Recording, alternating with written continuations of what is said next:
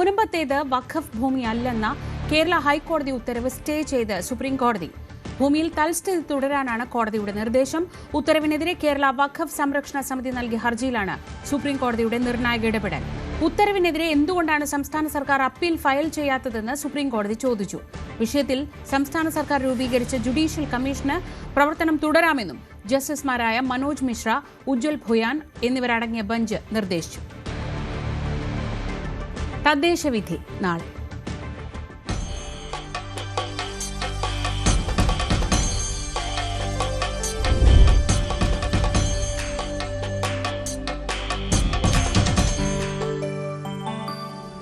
കേരളം കാത്തിരിക്കുന്ന തദ്ദേശ തെരഞ്ഞെടുപ്പിന്റെ വോട്ടെണ്ണൽ നാളെ. 244 കേന്ദ്രങ്ങളിലായി രാവിലെ 8 മണി മുതലാണ് വോട്ടെണ്ണൽ. 8:30യോടെ ആദ്യ ഫലസൂചനകൾ അറിയാം. നിയമസഭാ തെരഞ്ഞെടുപ്പിന്റെ സെമി ഫൈനൽ എന്ന് വിശേഷിപ്പിക്കപ്പെടുന്ന തദ്ദേശ തെരഞ്ഞെടുപ്പ് ഫലം അനുകൂലമാകുമെന്ന പ്രതീക്ഷയിലാണ് മുന്നണികൾ. സംസ്ഥാന സർക്കാർ നടപ്പാക്കിയ ക്ഷേമ പ്രവർത്തനങ്ങൾ വോട്ടാകുമെന്നും ആധിപത്യം തുടരാനാകുമെന്നുമാണ് LDF കണക്കുകൂട്ടൽ. എന്നാൽ സർക്കാരിനെതിരെ ജനം വിധി എഴുതിയതായും മുന്നണി ശക്തമായ തിരിച്ചുവരവ് നടത്തുമെന്നും UDF ആത്മവിശ്വാസം പ്രകടിപ്പിക്കുന്നു. പലയിടങ്ങളിലും നിർണായക ശക്തിയാകുമെന്നും വോട്ട് ശതമാനം ഉയർത്താനാകുമെന്നുമാണ് BJPയുടെ പ്രതീക്ഷ. 2 ഘട്ടങ്ങളിലായി 73.5% പോളിംഗ്. കഴിഞ്ഞ തവണത്തെ അപേക്ഷിച്ച് 2% കുറവാണ് ഇത്തവണ പോൾ ചെയ്തത്. വെൽഫെയർ പാർട്ടി ജനാധിപത്യ പാർട്ടിയെന്ന് K മുരളീധരൻ. അവരുമായി 2019 മുതൽ കോൺഗ്രസിന് ധാരണയുണ്ട്. ജമാഅത്തെ ഇസ്ലാമിക്കാണ് വർഗീയ നിലപാടുള്ളത്.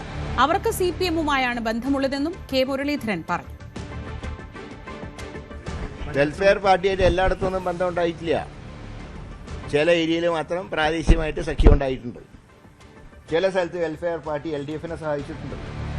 മൊത്തത്തിൽ അവർ UDF-ന്റെ കൂടെ തന്നെയായിരുന്നു. അത് രഹസ്യമൊന്നും അല്ലല്ലോ. 2019 മുതൽ അവർ എടുത്ത ഒരു അഖിലേന്ത്യാ നിലപാടുണ്ട്. കോൺഗ്രസ് ആണ് മതേതര പാർട്ടി. ആ കോൺഗ്രസ് ഇന്ത്യയിൽ മുഴുവൻ ഞങ്ങൾ പിന്തുണയ്ക്കുന്നു. കേരളം ഇന്ത്യയുടെ ഭാഗമായതുകൊണ്ട് ഇവിടെ പിന്തുണച്ചു.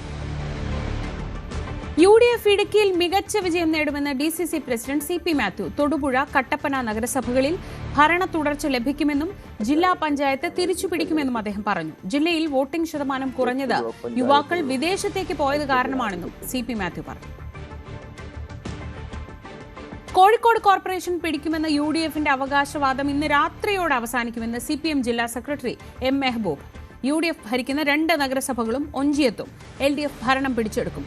വർഗീയത പടർത്തുന്ന ജമാഅത്തെ ഇസ്ലാമിയുമായുള്ള UDF-ന്റെ കൂട്ടുകെട്ടിൽ മുസ്ലിം ജനവിഭാഗങ്ങൾക്ക് എതിർപ്പുണ്ടെന്നും അതിന് തിരിച്ചടി ഉണ്ടാകുമെന്നും M മെഹബൂബ് കൂട്ടിച്ചേർത്തു. ഇന്ന് രാത്രിയോടുകൂടിയ അവകാശം മാറുമല്ലോ, അത് പറയണമല്ലോ എല്ലാവരും. ഞാൻ നിങ്ങളെ മുമ്പ് പറഞ്ഞൊരു കാര്യമുണ്ട്. നാളെ ഈ സമയത്തും നിങ്ങളെ ഫേസ് ചെയ്ത് ഞാൻ സംസാരിക്കും. ആ സംസാരം ഇന്നലെ വരെ പറഞ്ഞ സംസാരം തന്നെയായിരിക്കും. UDF ഭരിച്ചുകൊണ്ടിരുന്ന കുറേ പഞ്ചായത്തുകൾ ഞങ്ങൾ ഭരിക്കും. ജില്ലാ പഞ്ചായത്തിലും കോർപ്പറേഷനിലും മുനിസിപ്പാലിറ്റികളിലും വൻ വിജയം നേടും. ജമാഅത്തെ ഇസ്ലാമിയെ UDF കൂട്ടിയത് മുസ്ലിം ജനസാമാന്യത്തിനകത്ത് വളരെ വലിയ രീതിയിലുള്ള പ്രതിഷേധം ഉയർന്നു വന്നിട്ടുണ്ട്. അത് ഞങ്ങൾ വളരെ നേരത്തെ തന്നെ ഈ തെരഞ്ഞെടുപ്പ് പറഞ്ഞാണ്. അത് UDF-നെ പൂർണ്ണമായും തകർക്കുന്ന അവസ്ഥയിലേക്കാണ് കാര്യങ്ങൾ പോവുക. ഈ തെരഞ്ഞെടുപ്പിനകത്ത് അത് UDF-ന് മനസ്സിലാകും.